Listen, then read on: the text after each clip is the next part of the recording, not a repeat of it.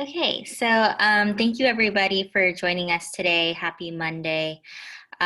We wanted to make sure to make space for this new reality that has come across all of our worlds in terms of needing to connect virtually a lot of times where we were connecting in person. So we understand that it's a big shift in all of our everyday lives, and particularly can be a big shift as you look at organizing your brigade. And so wanted to make space to have conversation about that and also hear from some folks who have been doing this recently for events and meetings.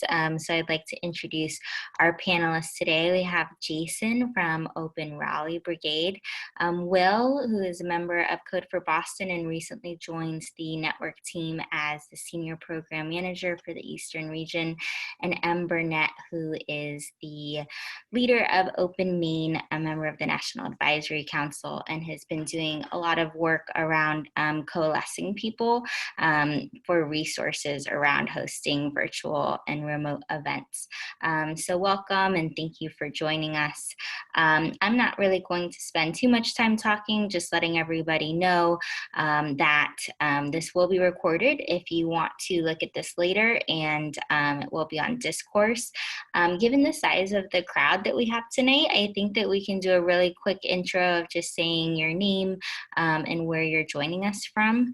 And I will call on people to start just to make it a little bit faster. So let us start with Eric. Yeah, hi everyone. Eric Renz-Whitmore. I'm calling from Albuquerque, New Mexico. Great, thanks. Kevin. Hi, Kevin Flanagan calling from Raleigh, North Carolina. Awesome. Christina. Hey everyone, I'm Christina Ramos and I'm calling in from Orlando. Awesome. Nick. Nick Flores calling in from Burlington, Vermont. And Tom. Hey, I'm Tom Dooner calling in from the sunny Oakland, California. Darren. Hey everyone, my name is Darren Pham. I'm calling in from San Jose, California. Awesome. Mark. Mark Davis, Open Eugene, Oregon. Thanks. John Stevens. Hi, John Stevens, Code for Durham, North Carolina. Great. Zach. Everyone, Zachary Antoine from Fresno, California. Thanks. Greg. Mute got me. I'm Greg Boyer from Code for San Francisco. Thank you. Ben. Hello everyone, I'm Ben Trevino calling in from Honolulu, Hawaii. Also serve on the National Advisory Council with EMS. I'm one of your representatives. Thanks. Alina. Hi everyone, I'm Alina and I'm from Boston, Massachusetts. Nice. Rocio. Hi, I'm Rocio. I'm from Code for SF. Awesome. Thank you. Mike Zornick. Hi, I'm Mike from Philadelphia, Pennsylvania. Cool. Smain.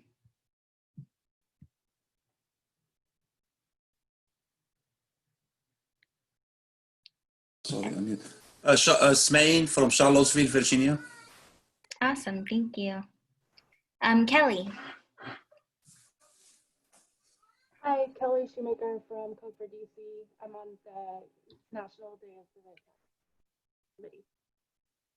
Awesome. Thanks, Kelly. Paul. Paul Rinaldi from Code for Milwaukee, Wisconsin. Great. Okay, I think I went through all of the squares on my screen. It's actually really cool to see so much representation from all over the country. So really excited. And without further ado, I will kick things off to Jason, who will be our first presenter.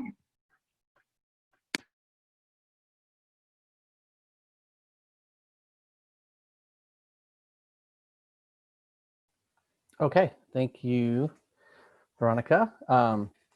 So very stoked to be here tonight. Jason Hibbets, Open Raleigh Brigade, Raleigh, North Carolina, but coming to you live tonight from Kill Double Hills, North Carolina. So enjoying the coast for a couple weeks here.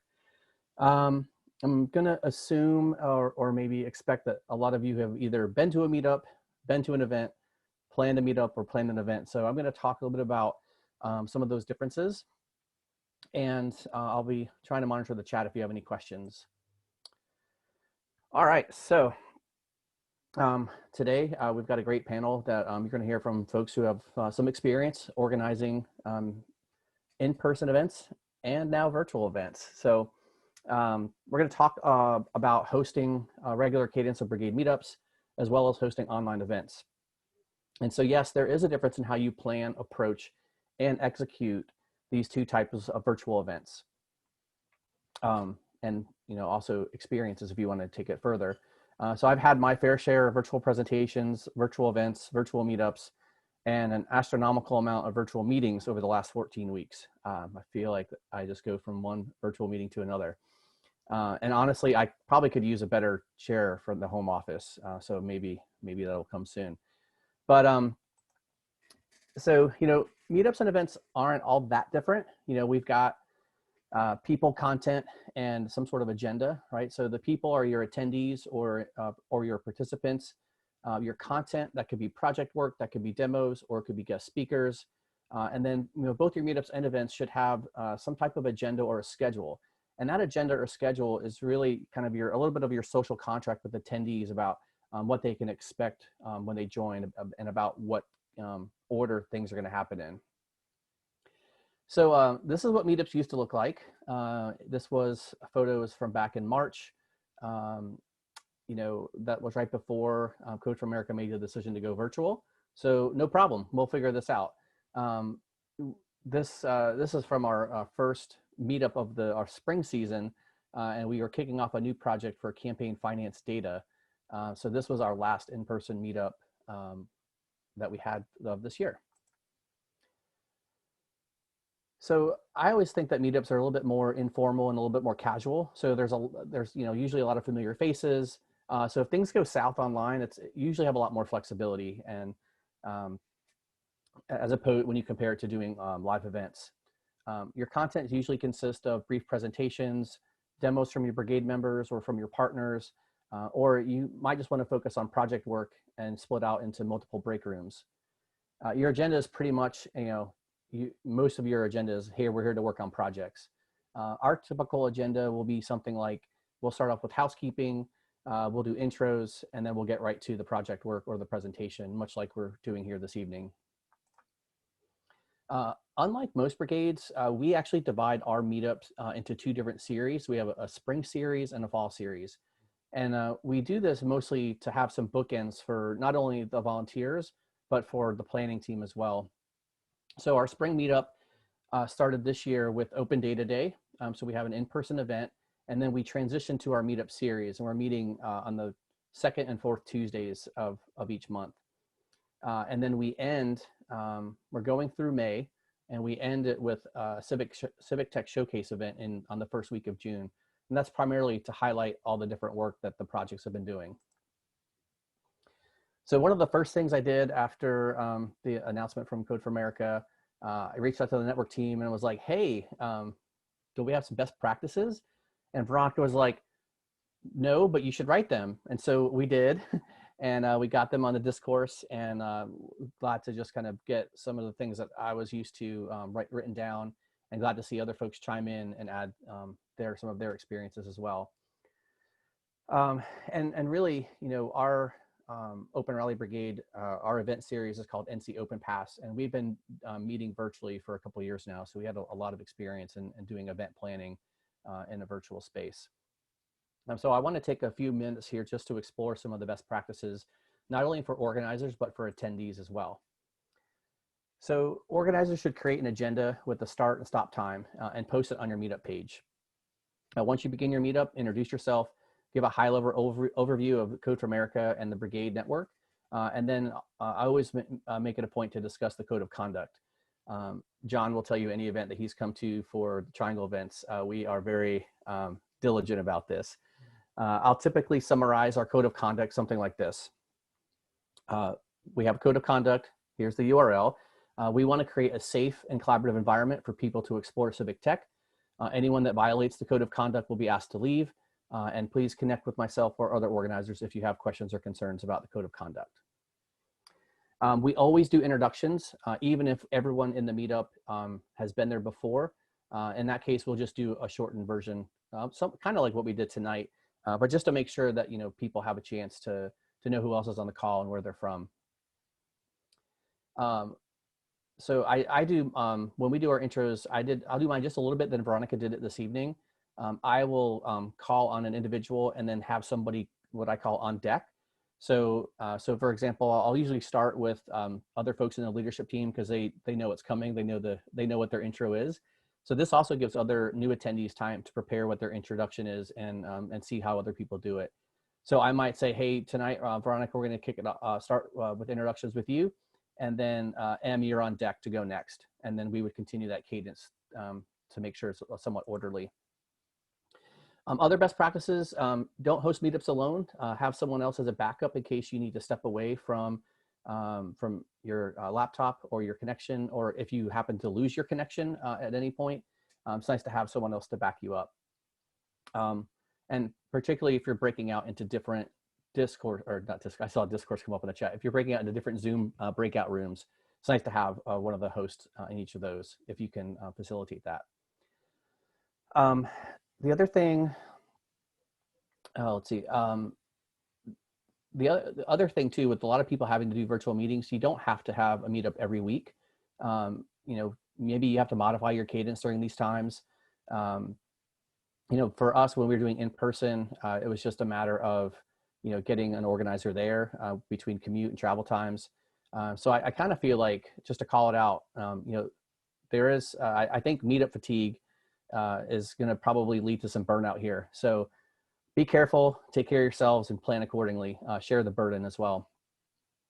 Other points here, have a plan on how to work virtually. This isn't something that you can traditionally just wing it with. So know ahead of time if you're going to be using Google Docs or some other form of collaboration in addition to your video platform. Let's see here. Finally, we hit a few points in our meetups here is where we had some specific asks of what the project needed. And so I use that as an opportunity to reach out to our meetup group and send out a message that said, hey, we're working on this campaign finance dashboard project, and we have two opportunities. One of them was a project manager role, and the other was a user experience role. So we sent that note out, and within a few days, guess what? We had 2 new volunteers. So it was just great to be able to have a very specific ask, give them some very specific kind of timelines. Like, we think it's going to be about 4 hours a week plus a video call twice a month. So for attendees, this is assuming that, a lot of people don't have video experience. I know, being in the Brigade network, a lot of us are familiar with technology, but we do have a lot of folks who are coming in and this is a completely new experience for them. So I just have this list that I post in our meetup page. Just be really kind to those who are new to this. Point out where the mute buttons are, where the video unmute and mute are, how they can share their screen. Because from what I can tell so far, out of all the hundreds of thousands of video conferencing systems I've used, they're all different. And they all put buttons in different places, and none of them have any, I would say, none of them feel like they have user design, having a hang up button right next to the mute button, things like that. So I've also thought over the last 14 weeks about some of the advantages and disadvantages of virtual meetups. So we'll start with the downside so we can end on a positive note here. But first, there's something about sharing a meal with people, whether it's pizza, sandwiches, tacos, or if you have something more fancy. It's just that communal effect of, filling your belly with food and having a good casual conversation with people who are like-minded. The internet and the technology is awesome, but it's only awesome when it works. When it doesn't, it really sucks. You've got Zoom bombs, you've got echoes, you've got frozen screens, you've got jittering, you've got pixelization and delays. It can really create a bad experience.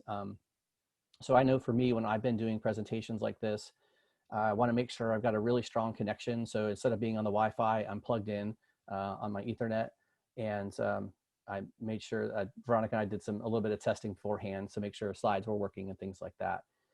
So really, I really miss that human interaction. I can't wait for social distancing to be something that we did in 2020. So hopefully we'll be over this soon. You know, we are a community, and at the heart of community is people. And that's what I miss right now. Love my family, miss all of you. So let's flip over to the advantages of going virtual. You know, who here is, maybe just show your hands, who's here is happy they haven't had to order pizza for a while for your meetup group, or remember to order pizza for your meetup group, right? You know, one huge advantage I've seen, you know, is, to bring folks from all over to join us during our 2-hour meetups. And we've had people join from government agencies across town, experts from neighboring states in Virginia, and really just, you know, passionate folks from across the country and across the Brigade network being able to join us virtually and really focus more on the topic as opposed to being in person. And you know, I haven't heard any complaints about parking or commute or any of those things during the virtual meetups. So, you know, one of my recommendations here is, you know, during these times, invite different experts to present and share information on the projects or initiatives that would interest your brigade. Use this as an opportunity to bring in someone you normally wouldn't bring into the meetup. All right, so let's talk about virtual events. When the Open Raleigh Brigade, we were doing our 2020 event planning, I would imagine, like most of you, we were planning for in-person events. So we've had to take a huge pivot and reassess of how we're doing our events this year. And so while we're able to execute our Open Data Day event in early March as an in-person event, you know, COVID-19 and stay-at-home orders changed everything, and we had to really, you know, take a moment to understand, you know, what we needed to do. So I feel like meetups were a relatively lightweight lift to transition to virtual. I know some brigades were already doing that, but events are a completely different beast. And there's a bug flying around me, so if I swat, that's why. Thank you, North Carolina weather. We had to make a quick decision for our upcoming Civic Tech showcase. In fact, we weren't even planning to do the showcase until the fall. We were planning to do an unconference, and while we all, as event organizers, were like, yeah, you could totally do an unconference online, we looked at our runway and said, we don't have enough time to plan and execute that as well as we would want to. So, you know, our decision to plan, execute, and provide an online Civic Tech showcase was really, you know, something that we wanted to do really well. So we had enough time to do that. So again, going back to our commonalities of people, content, and agendas, your people go beyond just your meetup group. It includes your partners, you know, things like sending direct invitations to elected officials, sending invitations to other public officials, and of course, kind of like this kind of open to the public invitation. Just to share a kind of one of our best practices, our brigade has a list of elected officials, partners, and other kind of friends of the brigade that we send personal invitation to for each event.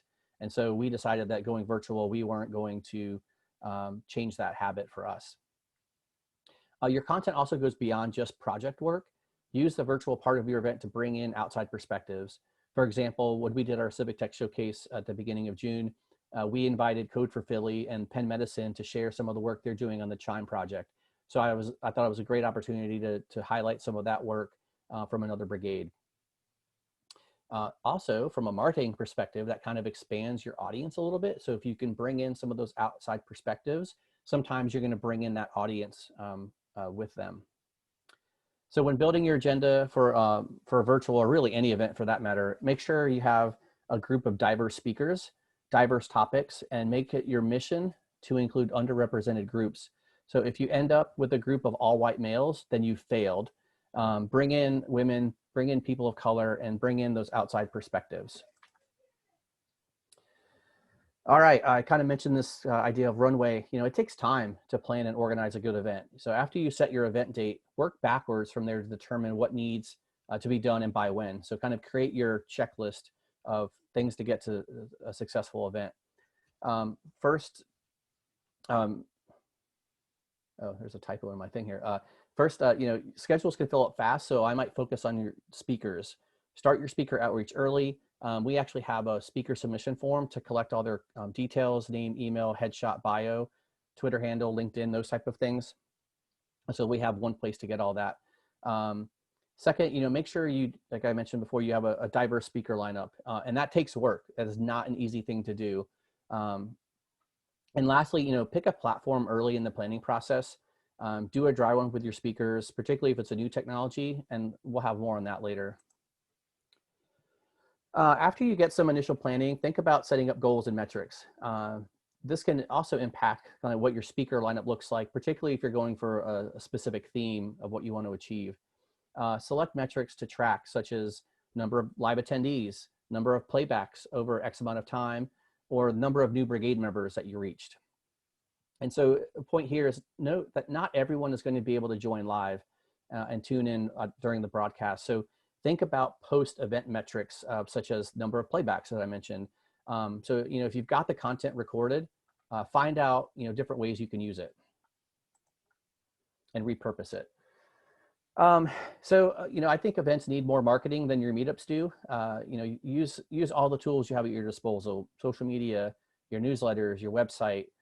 Don't be intimidated about scheduling social media to save you time and to get a good cadence of that message getting out. We also make a social media / press kit for our partners. We can include all the basic stuff, event time, location, or how to access it now, how to register. And we even provide them a short event summary and sample social media that they could use for their networks and newsletters. The key here is to provide enough details for your partners to share with their social networks and their newsletters, but you've got to make it easy for them in order for it to be effective. The other thing, and this is the thing that I really harp on, is I want to make sure our speakers have a really great experience with our brigade and our events. Most of the events we run, our speakers are presenting for free. So make it easy for them, give them all the details they'll need to give an amazing presentation at your event. I will typically start an email thread with all the speakers. I'll provide all the details about the event. I try not to make it overwhelming, like I want them to read it. So if I'm sending them a full page of content, I'm going to try to get it down to a half page and use follow-up emails to give additional information. If you're collecting slides and presentations, you want to let them know when their slides are due. Pro tip, I always tell them a due date 2 days before I actually need the slides. Because you're going to have delays in getting that information in. Let them know what time and day they're presenting. Let them know what format you want slides in and things of that nature.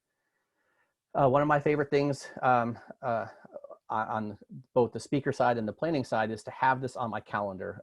If it's not on my calendar, I won't probably remember it. So send speakers a calendar invite and kind of maybe have it mimic your agenda. So it's during breaks, use that, you kind of time box it with 9 o'clock to 10:30. And then if you have a natural break there, then create a different invite for that set of speakers. I always poll the speakers to ask them when they're available to do a technology check. And then I schedule a date and time that works for most of them. I also make myself available if any of them individually want to meet to do the technology check. It usually takes 5-10 minutes at most. And speaking of that, please do a tech check, do a dry run. It will save you in many, many cases. I know with our event here in early June, it totally saved us. We were using a new platform called StreamYard. I was just getting used to the interface. So, we kind of went through what I would call a run of play, where on the back end, we actually did a live broadcast of our dry run. We deleted it afterwards because no one needed to see that. But we went through the motions of switching people on and off the stream, bringing in the MC, having the MC do a brief introduction. And while no one gave their full presentations, we just went through the motions of switching from, just going through the game plan that we had. So now that things are virtual, there's a whole bunch of things that can go wrong. So ask speakers to be on a wired connection as opposed to Wi-Fi. Request that they be available 5 to 10 minutes before their scheduled speaking time. And consider other things that could go wrong, right? What happens if the speaker doesn't show up? What happens if their connection drops in the middle of their talk? The point here is to have a plan in case something goes wrong. And it doesn't have to be perfect, just be prepared. And then, when it comes to execution, to wrap things up here, executing a live event takes practice. If you don't have experience with it, start, with meetups and start with something smaller before you broadcast out to a bunch of people. Spend the time up front to go through the motions, be familiar with your platform and your schedule. For example, we were actually planning to do networking after our event, but it didn't come together. And I was to a point where I didn't feel comfortable trying to do that because we didn't have time to practice. I definitely want to produce a great event and then rather than providing a subpar experience. So assuming you have more than yourself organizing things, make sure everyone knows their roles. For example, we had 2 organizers in our green room on the StreamYard. One person was managing the stream, so I was managing the speakers and bringing them on and off camera. And then Chris Matthews was watching the private chat and making sure if anyone had questions that we could address those. We also had other folks on our event planning team who were watching the live stream more for any sort of technical issues, or if people had trouble connecting, making sure that people knew that there was help there available. And on the back side of things, we all had a private Slack channel that we were communicating in case we needed to, because we couldn't have everyone on StreamYard at the same time with all the speakers that we had. So, have fun, go with the flow. And, one thing I missed, and I didn't realize this until after the event was over,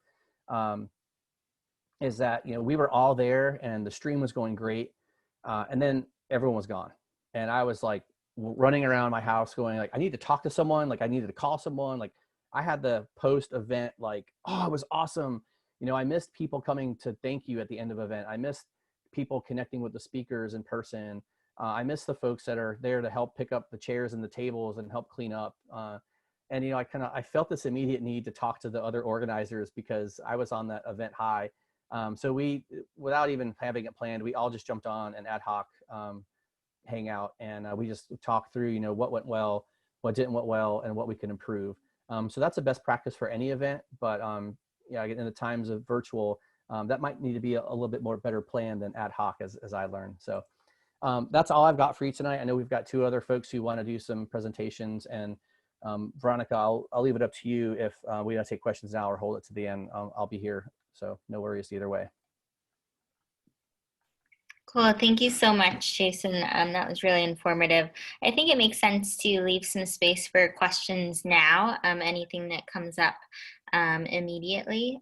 So if folks can raise their hand if they have a question, are we able to do that? I saw, while there's maybe questions coming in, I saw someone ask about StreamYard. I had a great experience with it. It was the first time I've ever used the platform. We did pay the whatever $50 for the monthly subscription, and then we canceled it afterwards because we're not doing any live events for a while. But the platform was easy. You can have, I think, up to 10 folks in the green room. The interface was really easy to switch people on and off. You have a lot of options between showing people, different people with the presentations and so forth.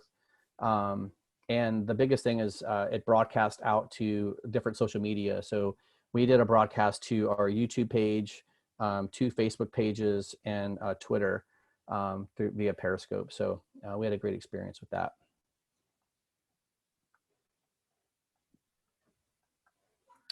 Yeah, I could drop a link in here for the YouTube video. That's a good call. Some props from Kevin. Thanks, Kevin. My daughter loves that Snoopy doll you gave me, by the way.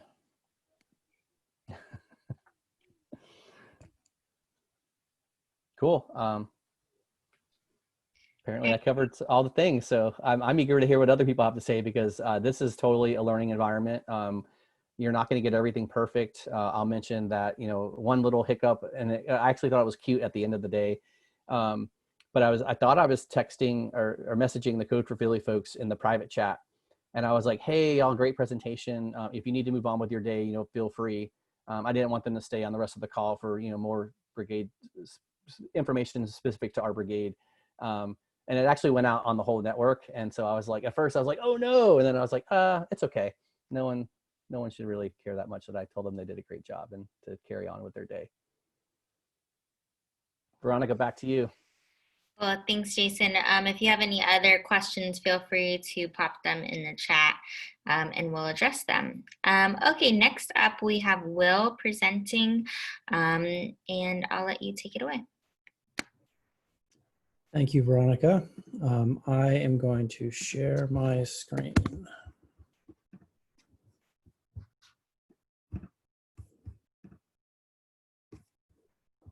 All right. So my name is Will Pfeffer. I am a senior program manager on the network team here at Code for America. I have been here for about 3 weeks. I use the he series pronouns. And if you want to contact me, I have some contact information there. I'm at Will on the Code for America Slack, at Pfeffer without the E's on Twitter, or there is my email address. So I'm going to talk about two things. I'm going to talk about the experience of moving Code for Boston to a virtual event. I'm going to go over that pretty briefly. It is not dramatically different from what Jason went over. And then I'm going to talk a little bit more after that about the experience I had at my previous job, which was moving a much larger conference online. All right, so we'll start with Code for Boston, as I mentioned, and I think I'm going to start out just with a little bit of background information for sort of what we were looking at before all of this stuff started.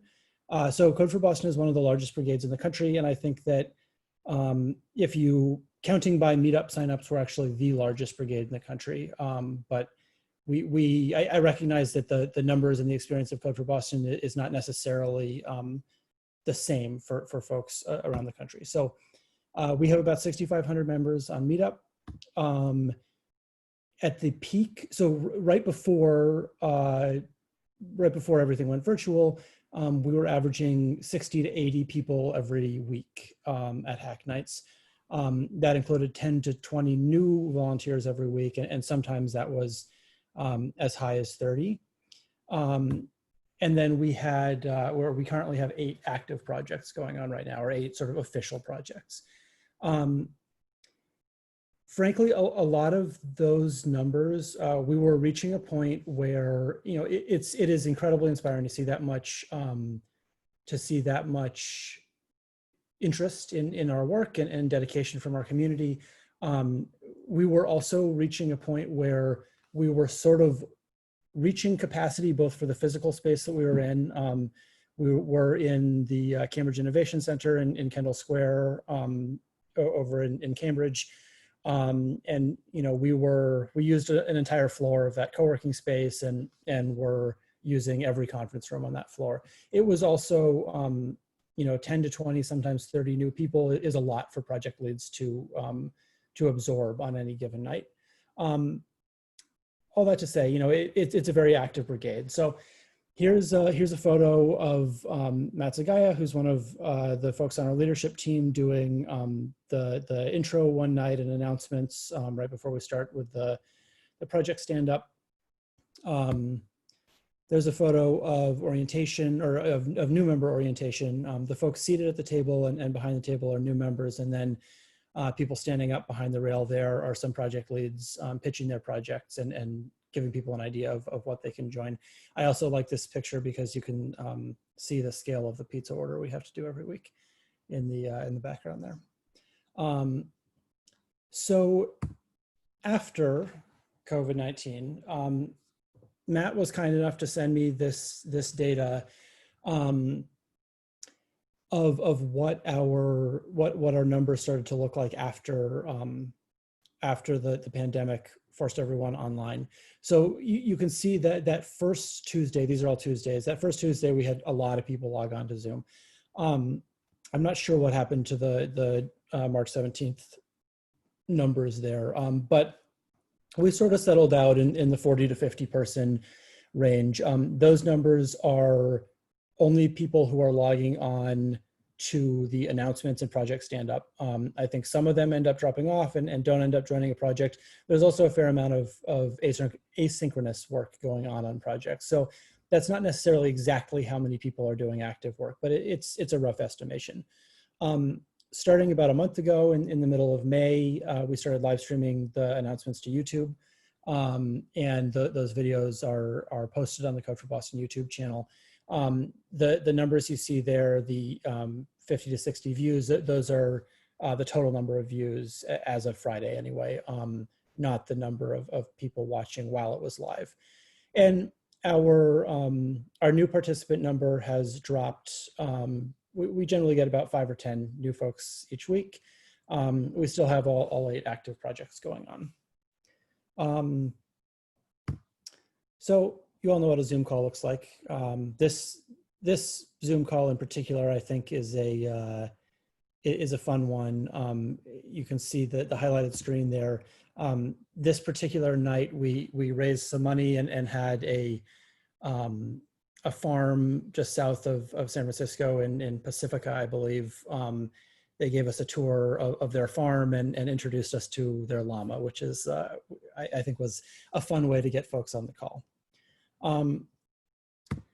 Okay, so I'm going to talk very briefly about the tools we are using. They haven't changed significantly, but so we're using Zoom meetings for the weekly announcements and project stand-up. One thing I will say about Zoom, and we used Zoom in the conference that I'll mention in a minute. I don't think there is any perfect solution. The reason, at least, I was less I wasn't involved. I didn't work at Code for America at the time that all this happened, and so I was not at all involved in that decision to switch to Zoom. But the decision that we made for the conference to switch to Zoom is primarily based on the goal of just simplifying things for everybody. And the assumption is that the highest percentage of people already have used Zoom before. And so I think that is as good a reason as any to use something like that, because like nobody wants to deal with trying to set up and give permissions to a new video platform that they haven't used before. As I mentioned, the announcements and project stand-up are streamed and posted to YouTube. We have been using the Zoom rooms for project breakouts, Slack for asynchronous communication, and then finally, we will often use Slack calls for smaller video meetings if it's just two or three people. Okay, so there's the places you can find Code for Boston online. Because we are virtual, anybody is of course welcome to sit in on a hack night if you're interested in any of the work that we're doing there. All right, probably more different from what Jason talked about and the experience in a brigade. I think I want to highlight before I move on that the format of a hack night at our brigade anyway is certainly different than it is in person, but it isn't fundamentally different. It is still get together, stand up, some announcements, break off into rooms to work. That was not the case moving this conference online. So the Boston Area Research Initiative is an inter-university partnership of Northeastern, Harvard, and the city of Boston. Essentially, I'm just going to use the word we because I worked there until about 3 weeks ago, and it's hard to switch to they. Essentially, we are a social science research center focused a lot on data science and with a very heavy focus on connecting academic research to policy. And so we work very closely with the mayor's office to actually implement some of the things that we research. Every year we have a conference. It is generally an in-person conference, as most conferences used to be. The 2020 conference was called the Smart Equitable Commonwealth, Co-Creating the Society We Want. There's the little the graphic that we had made for that. So like I did with the Brigade Hack Night, I'm just going to give a little bit of detail on last year's conference so that you know sort of where we started. It's a one-day event in person at the end of April. Last year we had 540 people register for the conference. 77 speakers and moderators. That was split into panels of 4 speakers in each panel with 3 parallel tracks of speakers. So it's a pretty dense day. And we had about 400 people attend. The space that we had it in, we actually had it at the Massachusetts State House in Boston. there's not like, it's a public building, so it's hard to keep track of exactly how many people were there, but we estimate about 400. There is a photo of our opening keynote in the Hall of Flags there, which is this wonderful room that has the flag of all 351 cities and towns in the Commonwealth of Massachusetts hanging from the ceiling. That is Raj Chetty, a professor at Harvard University, giving the opening keynote. And then here's a picture of our lunch hour. We also had facilitated table discussions for folks that wanted to continue to do that. We also had just sort of unstructured sit down and talk to somebody and eat your lunch.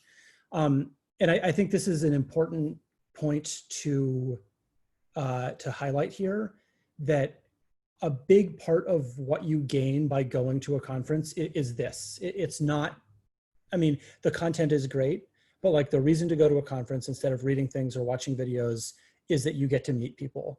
And you get to sit down like next to somebody that you might want to collaborate with in the future and have lunch together. All right, so we were fortunate, more fortunate than the folks at Code for America, who had very, very little time between when things had to be canceled and when Summit was originally scheduled. We had a couple of months to decide what to do. Well, I guess we had a little shy of 2 months, but we had time. And so after a lot of discussions, both internally and with our advisory council, we came up with 3 main goals for the reformulated conference. The first goal is that canceling or just postponing and sort of waiting until things changed didn't feel right. We didn't want to just pretend this wasn't happening. We wanted to find the way we could move forward given the reality that we're in. The second goal is that it was still important to us to recognize and feature the talks which were submitted and those that were accepted. As an academic conference, it is important for people's careers to have conference presentations. That is something that gets thought about in decisions about who gets tenure and when. So it was important to us to recognize the work that people had done and still give them an opportunity to share that work out. And then finally, we wanted to take advantage of the fact that we have this virtual conference, and we wanted to figure out how we could use that format to make the conference more broadly accessible and sort of broaden the impact that we had. So to that end, we made some fairly major changes. The conference shifted from being a one-day event to having one panel each Friday afternoon for 16 weeks. It's actually still ongoing, where it's about halfway through. In fact, I think it's, well, I think this is week 9, if I recall correctly.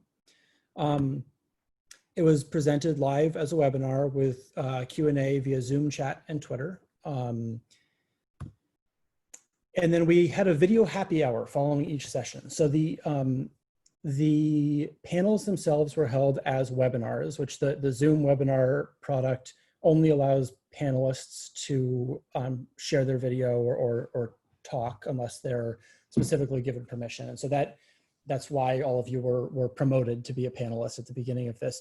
The video happy hour was a much more informal, you know, the director of the center would come and welcome people and sort of invite everyone to open a beer or whatever makes sense for you at that time of the day.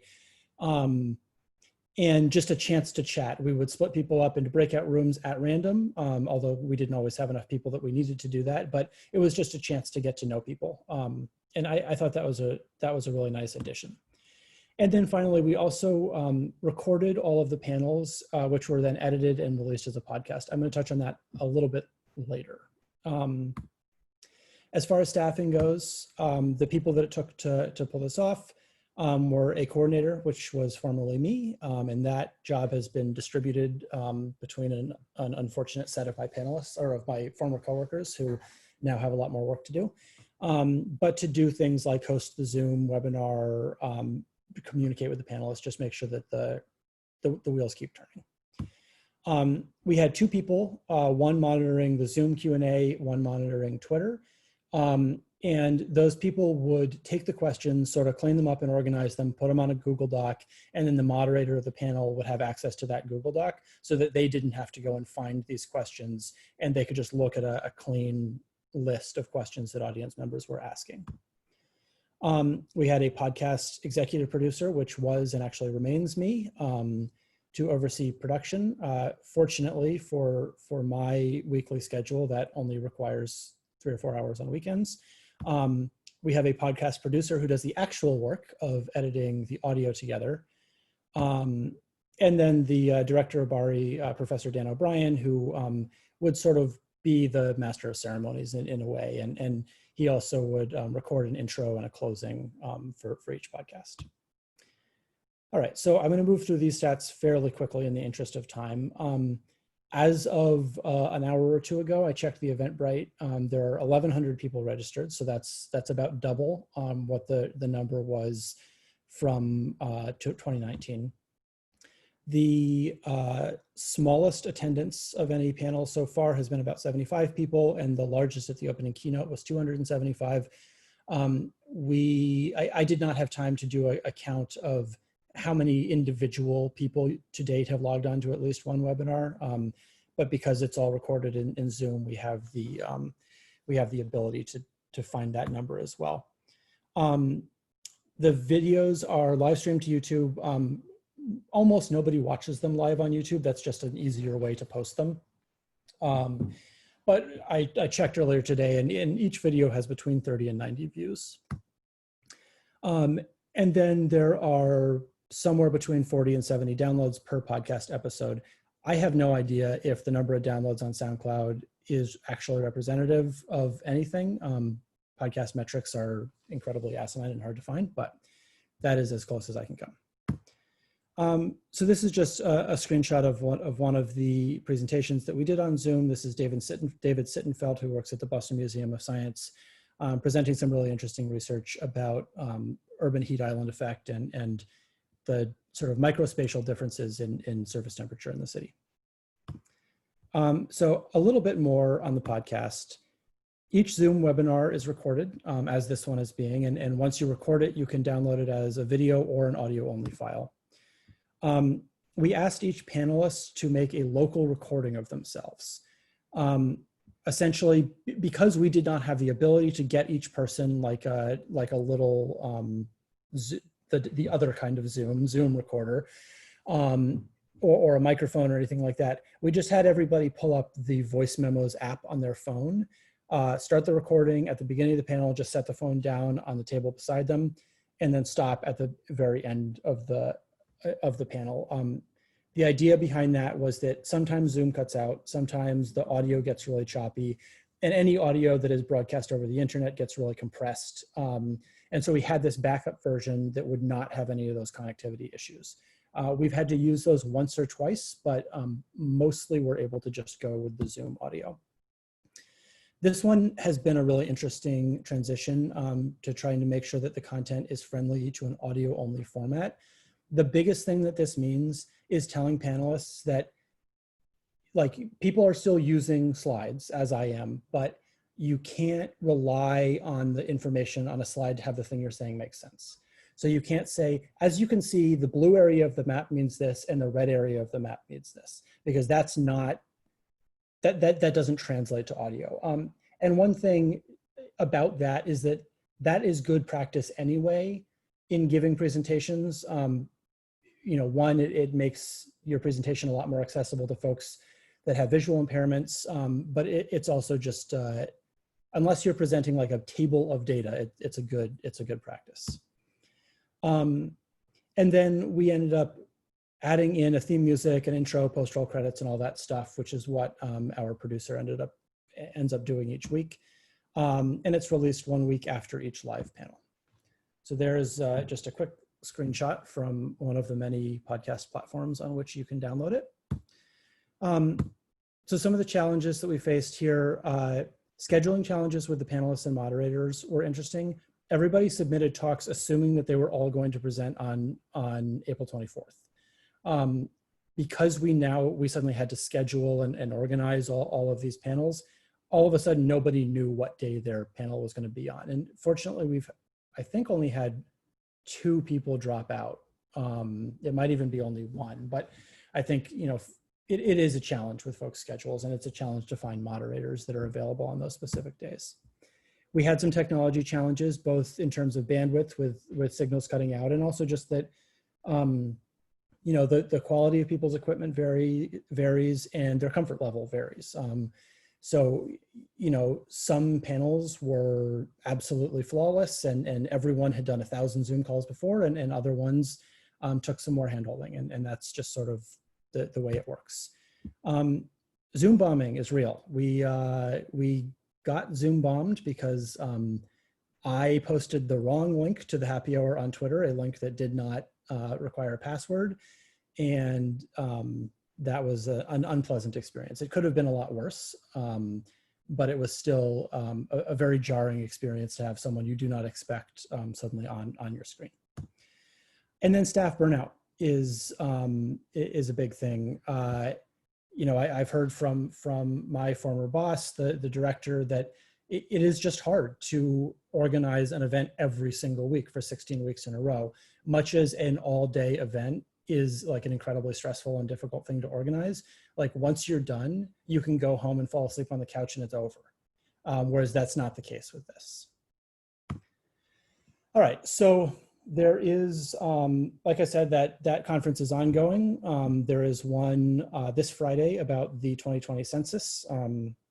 As a former academic employee, I apologize for the use of the word leveraging. I have made it a resolution now that I'm out of academia to stop using it, but that is the title. So there's some links to where you can find that information. There's still you know, another 6 weeks of that. That is all I have. I'm happy to take any questions, or you're more than welcome to reach out to me on Slack or wherever else makes sense. Cool, thanks so much, Will. Does anyone have any questions?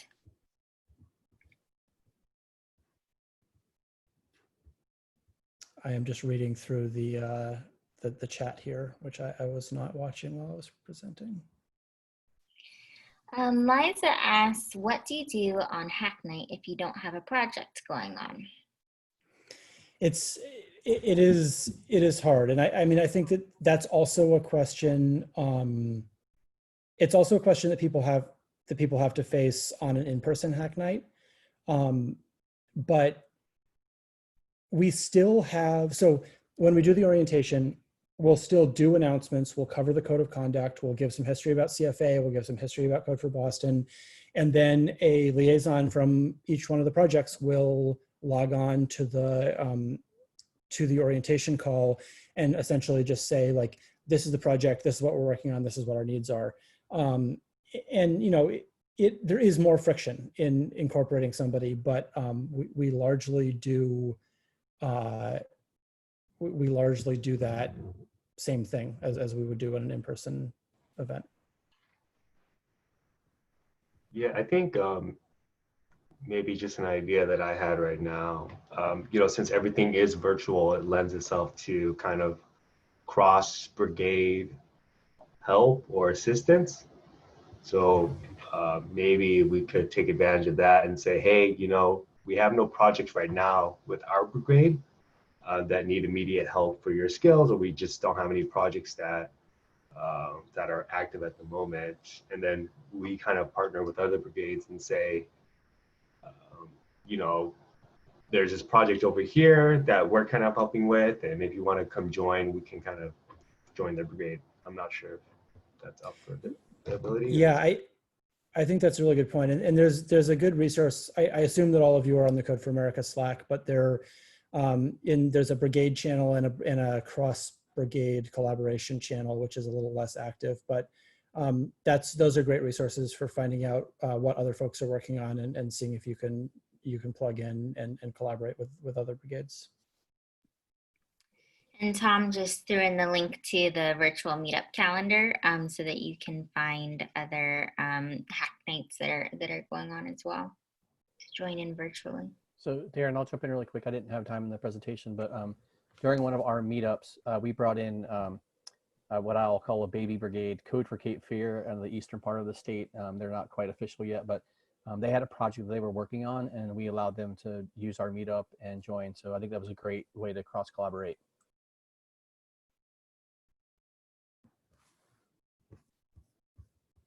Well, I think I saw another question from Greg about the other end of the spectrum. What if you're trying to juggle quite a number of projects? For example, 8, which I believe is the number of projects that Code for Boston currently has going on. Yeah, so fortunately we have a leadership team of 5 or 6 people. And then each project has a project lead and generally a sort of core of people who come every week and know what's going on and can sort of help absorb new folks. You know, having too much going on is like, we don't have the perfect answer to that, or I don't think that anybody really does, or if they do, I encourage you to send me an email. But you know, I think that what Jason mentioned about not doing it all yourself and trying to spread the load around so that you have some backup and you have one person who can still talk to new volunteers while another person goes and helps solve a technical problem or helps address a code of conduct issue or anything like that is really important, especially as you get to be more than just a small group of people. Quick follow-up on that. Do all your projects meet on Zoom in breakout rooms? Yes, all of our official projects. My hesitation is that I'm actually working on a project that isn't like an official project yet, and so we end up just using a Slack call because it's really easy to jump into in Slack. But yeah, I think all the like ongoing official projects use Zoom breakout rooms. And then, you know, some are more active than others in between Tuesday nights. And a lot of that happens on Slack.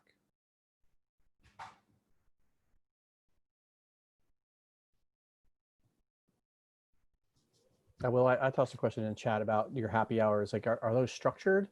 And if so, and anything that you did, like icebreakers or speed networking, can you talk a little more about that? They're not structured, and I think that it probably would be a good idea to have them be structured. I think it would be easier to start those conversations.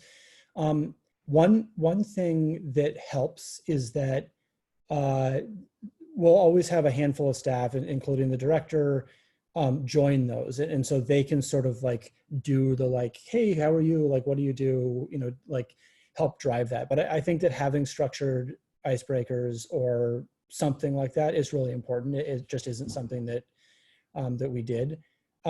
We also strongly encouraged the panelists to join the happy hour, and that gave people an opportunity to, like, if they had specific questions, they could bring them to the panelist and have those discussions.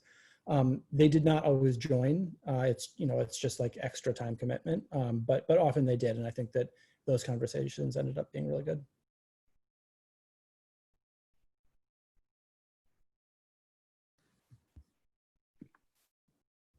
Great. Any other questions before we move on to our next presenter?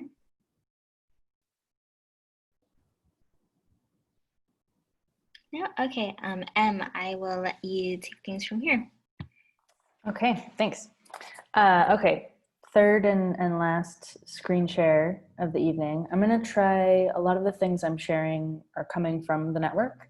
I'm not the originator or person who's coming up with this, but I think that, you know, sharing what other groups have already shared, including from a webinar about a month ago, specifically relative to volunteer recruitment, engagement, and then also thinking about moving forward. I'm glad, like Darren raised kind of, hey, we're all working virtually, how can we do this more? So I also kind of want to touch on that as well. So let's do this.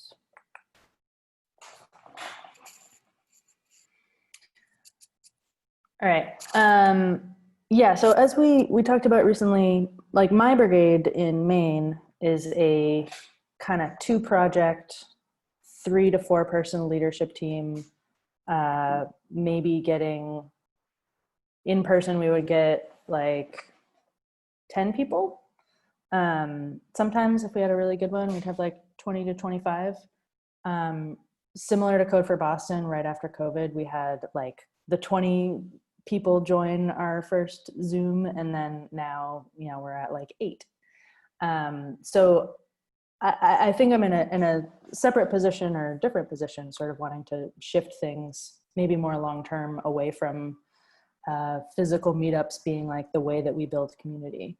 But so the workshop we did last month, we kind of had a lot of groups share like how they're getting new volunteers. These are the 3 things that I'll kind of cover here. The things that rose up out of that, I think some of you might have been at that workshop. Important, like looking for high-end volunteers or skilled, like senior developers, senior in any position. Some people, especially for LA, had gotten LinkedIn and used that really successfully to kind of, you have to like actually write a job description, but posting something like that for an actual senior level person you might need for a project. Getting into practice area specific Slacks, national affinity groups, something that you can kind of go into to recruit from. We don't have a listing for something like that yet, but that's kind of something that arose as a potential resource that we could create for the network as like, here's a national level UX practitioners group, things like that. Other tools, Volunteer Match, Idealist, like actually posting on other job sites. Idealist is more of a like nonprofit-y space, but these are kind of similar to LinkedIn, but more on the volunteer social good end. And they're not without like more work. I think what I'm seeing as a brigade leader and with other groups is that like Meetup is such a good way to get passive volunteers.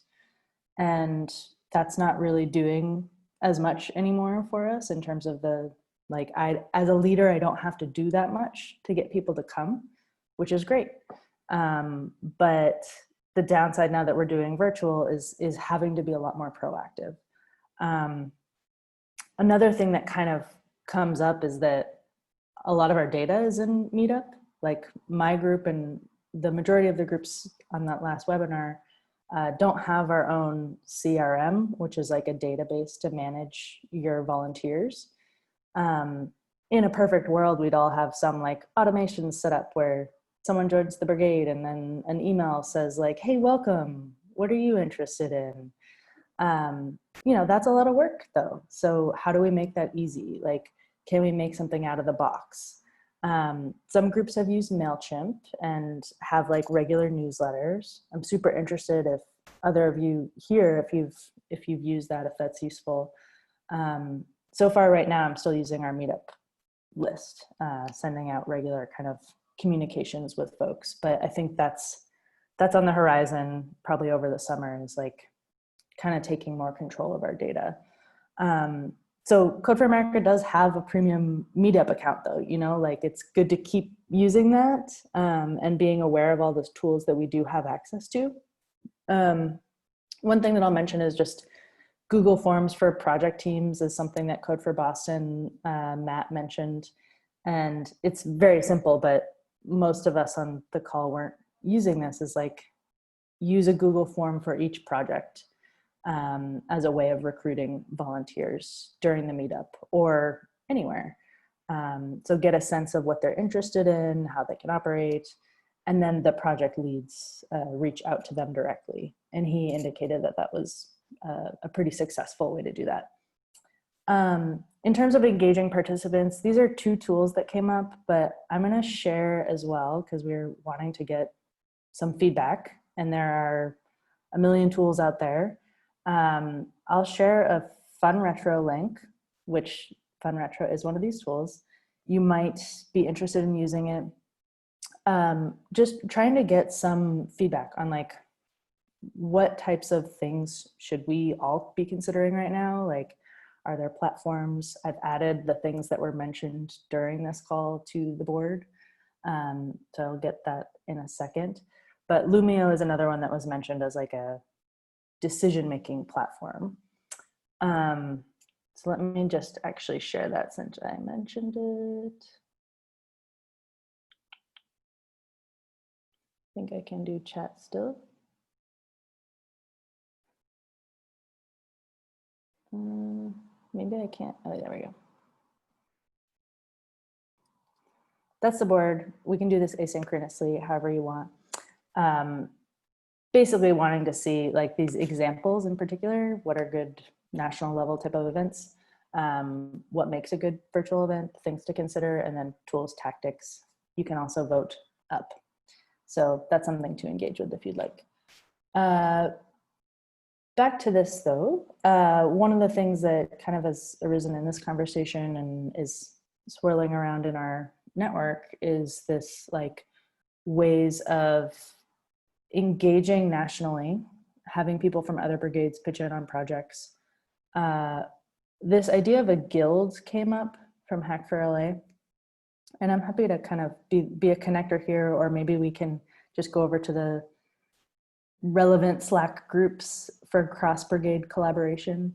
The guild idea is something that I had also sort of been thinking of locally as maybe we, instead of focusing or building our community around in-person events, we are building them around skills. And so we have a group in our meetup or in our, in Open Maine that's dedicated to UX. And we have a senior person in that group who teaches others. We have like a local company that is a UX design firm.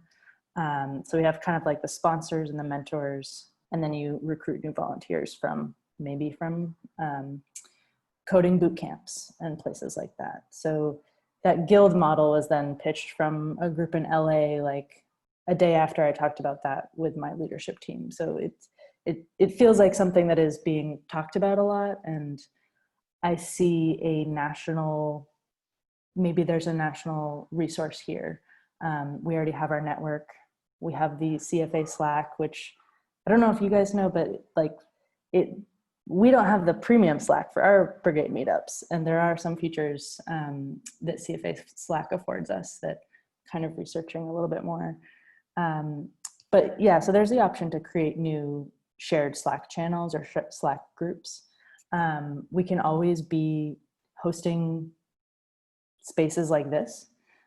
This is something where, like, if we see something bubbling up, I think that's an opportunity for all of us to kind of convene. This is a monthly thing, these workshops, but there's also opportunities to sort of do, ad hoc type of groups. There are brigade action teams. There's a COVID-19 brigade action team that has kind of been guiding a lot of the COVID response and connecting a lot of the dots between projects. One of the things that came out of that is the Brigade Project Index, and that's not where it originated, but there's been a lot more energy towards cataloging projects. The Brigade Project Index actually started, I think, last Brigade Congress, and from groups across the country. And this is like listing projects from each brigade. And the overall like ultimate goal of that project is to help us collaborate more effectively as a network. So these are some resources where I think, number one, just know that if you have a project and you're missing a key person or skill or something that it needs, like the CFA Slack, the brigade leaders email list, which some of you may use, some of you might not be aware of. I can drop it in the chat or wherever we want to share that. Those are effective ways to kind of share, and especially if you have a very specific thing. Like if you don't know what you're asking for, you can't necessarily receive help from other brigades. But if you have hey, I need a senior something developer, then you might be able to be a little more successful there. So those are some of the things that I wanted to sort of lift up from the network, and I would love to hear your thoughts on that fun retro. I don't have a ton of expertise. We're still learning over here. So that's most of what I'll share. And I think like I'll offer myself as like someone who can help create space and make connections here. I think it is it's kind of a big opportunity for us. You know, as a local leader, I find that the closer we get to coordinating better with other brigades, the more successful I can be locally. So I think that's it. Awesome. Thanks, Em. Does anyone have any questions to direct towards Em or any of our other presenters? Em, as you were wrapping up, I realized another thing I miss about in-person events is applause. And I saw a couple people clap virtually, but it's, you know, yay, good job. Thank you. I see your applause, Ben. I guess like, well, I didn't take up the entire amount of time. So one option is that we can end a little bit early, but the other is to give some space to talk about how we can either adopt this guilds model, collaborate more, or what kind of problems y'all are working on that are proving difficult in these virtual times.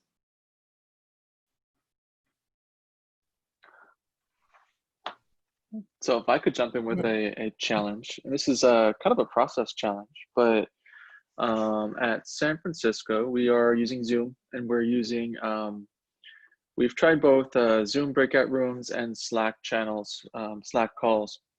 And the challenge we have, one of them, is transitioning from the group meeting to individual project meetings.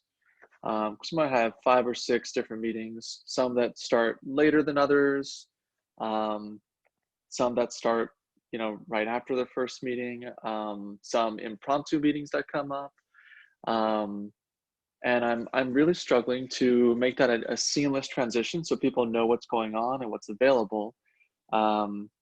Whereas in the past, you just walk to a different room and find out what's going on there. It's not like a central place where you can check in and say, you know, here's the 6 different meetings that are happening and the different calls. So I was wondering if anyone had any thoughts on that.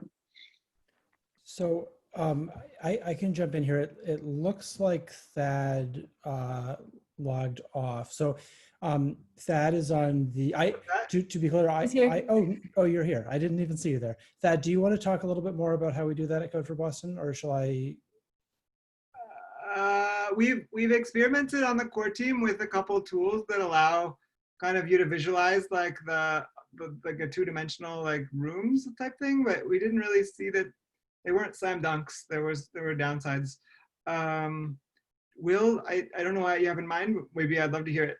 Oh no, I was just thinking about Matt, one of the folks on our leadership team, created links that go to each project's Zoom meeting.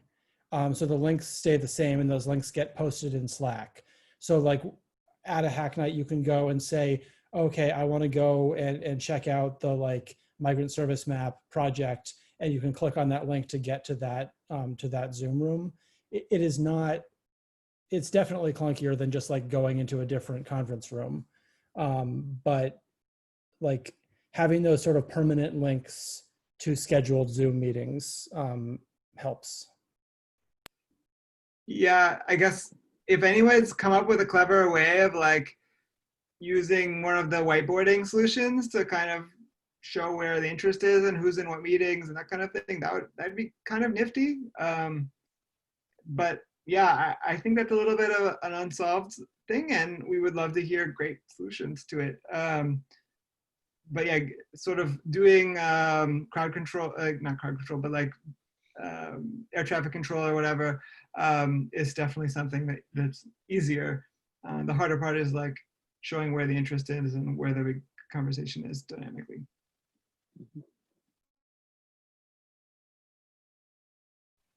Nick, you want to? I've got a question for the group.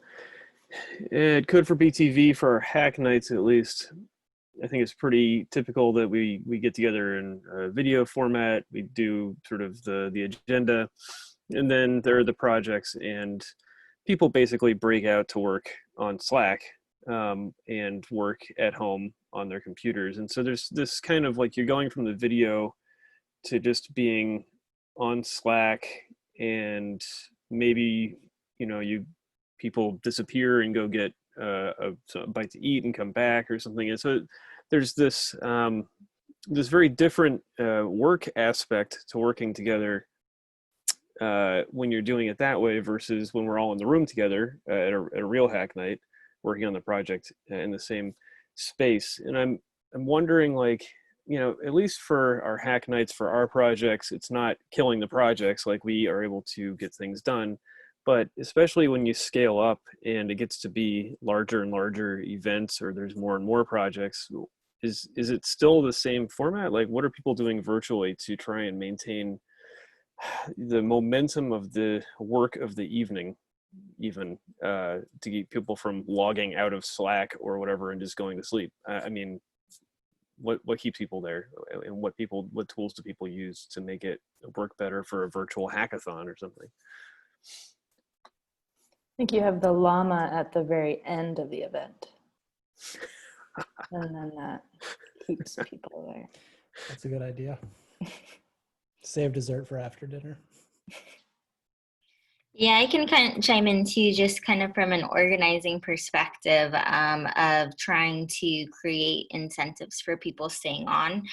So whether that's having some sort of fun, like little game, like, oh, at 6 o'clock we'll check in, you know, if your event starts at 5, at 6 o'clock we'll check in and do XYZ, something that's a little bit fun, or have some sort of prize, even if it's not a physical prize, but just, you know, like whoever did such and such is the winner of this type of challenge. So having little ways for people to engage, and having set benchmarks for doing that throughout the night is not necessarily a magic recipe, but it can be ways for folks to feel as if, oh, I just need to stay until this specific time to be able to engage in some sort of fun aspect of the event. Are people staying on the video chat, or are they disconnecting and coming back, like, for the game? Like, what would be the I don't know, like, if it gets very quiet on the video chat and everybody's just kind of not talking on the video chat, that seems awkward too, but I don't know. Yeah, it could be awkward. I think that it's always easiest to get people to stay on something than to ask them to come back, right? Your drop-off's going to be larger. The more work someone has to do into putting their time and energy into a task, the less that people are going to participate. So you could just do, okay, well, I'll go quiet for 15 minutes until we reconvene at this time, if it seems awkward. And also, I should note that it does seem as if it can be really cheesy, but you would be surprised how much people engage in some cheesy things also. I'm really liking the convo in the chat just about screen fatigue. I don't know if we have any other thoughts there, but I guess that, like, the old school phone option is one that I raised, which I've not done for an actual hackathon type of thing. But thinking of, like, do we actually need a screen? Like, if we're just doing a brainstorm type of thing, can we just do this with our voices? Yeah, and then I guess I'm thinking, like, we all live in the same city, even if we can't be in our brigades. Generally, we live in the same city. Even if we can't be in person, is there some sort of place-based, like, asynchronous scavenger hunt type of thing you can do?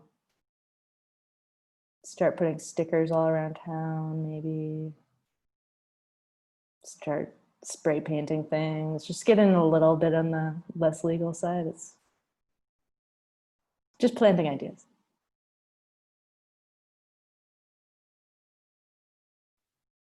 I've kind of this is maybe a technical Zoom question. In some of the, I guess, Nick, your question was making me think about the, like, Zoom waiting room tactics, like pre-seminar. And so, like, I've seen people play music. I've seen people kind of, you know, I think you can run slideshows by doing screen sharing, but, like, how do you get, like,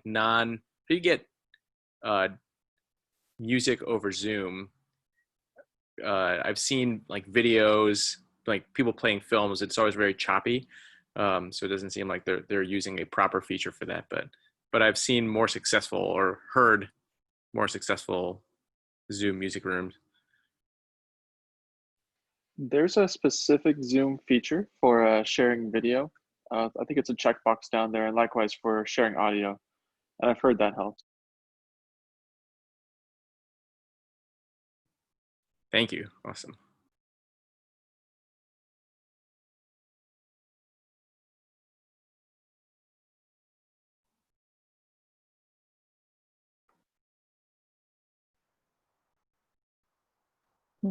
If you play music, make sure it's not going to get you kicked off YouTube if you record the thing.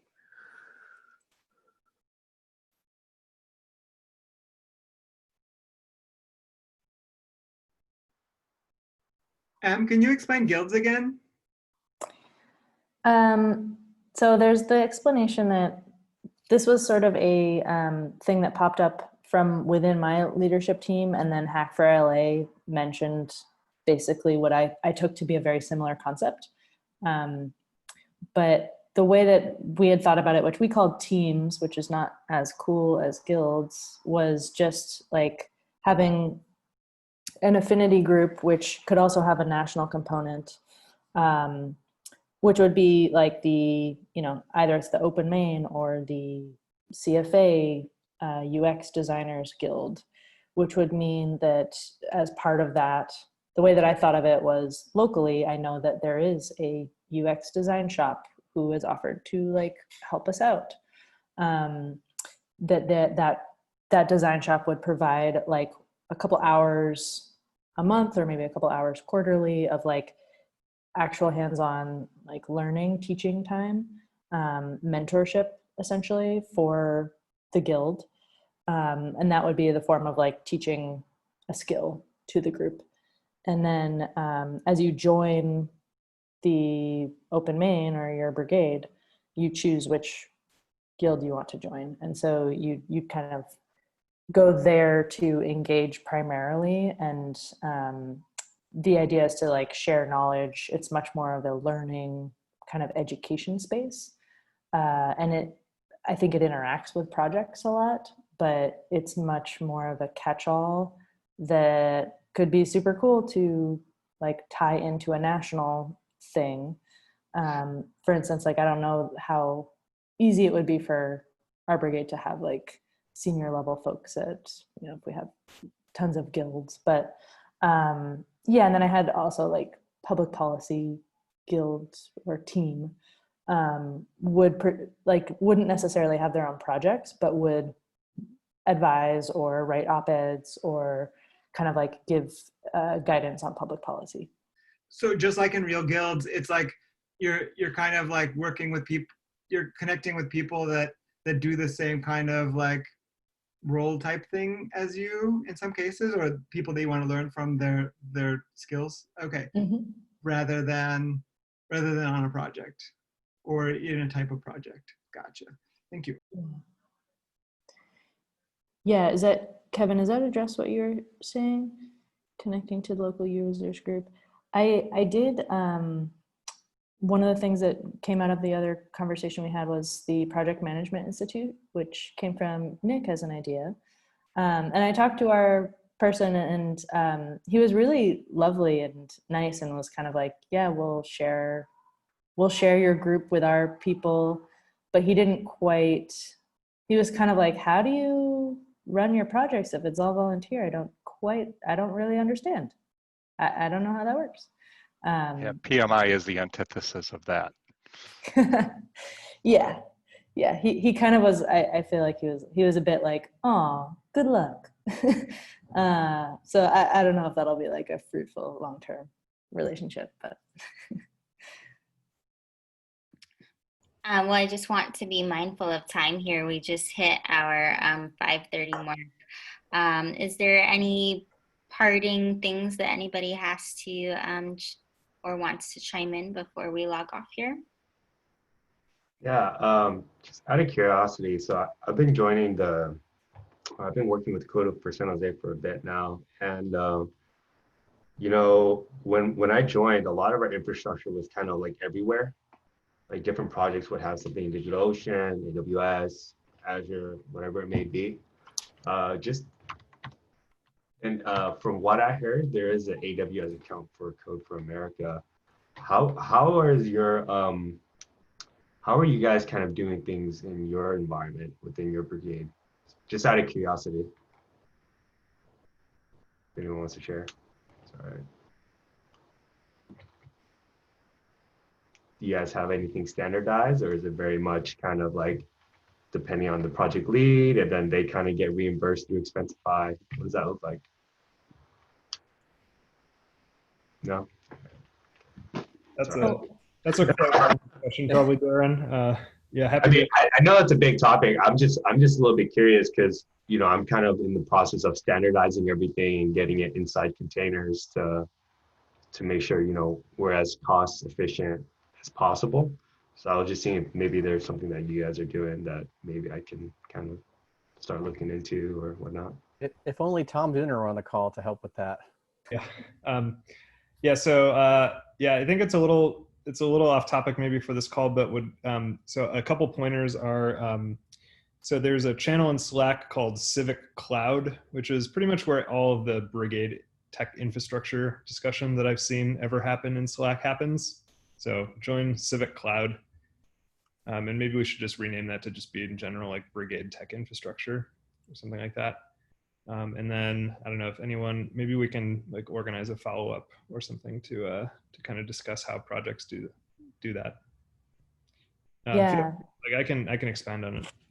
I would say to put a nice bow on this, one of the things that's difficult about virtual events is like finding where to continue the conversation.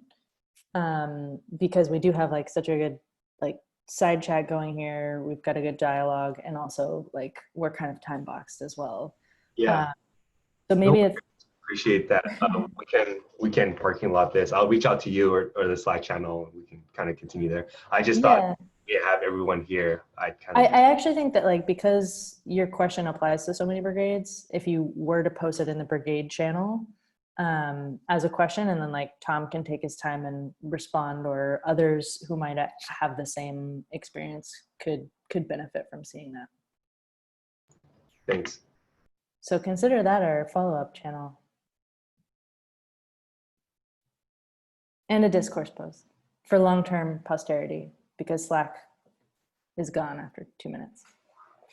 Yeah, so we'll also, there's a discourse post that already exists for this workshop, and we'll be linking to a couple of the discourse posts that were mentioned in this call, and then the other resources like the slide decks and some of the other resources that were mentioned in this call as well, so folks can follow up with that. Cool. Okay. It is 5:33, at least Pacific time. Thank you everyone for joining this call. It was really informative. Thank you so much to our presenters.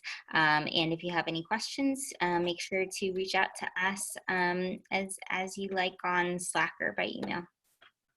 All right. Have a good evening. Thanks. Bye. Everyone, thanks.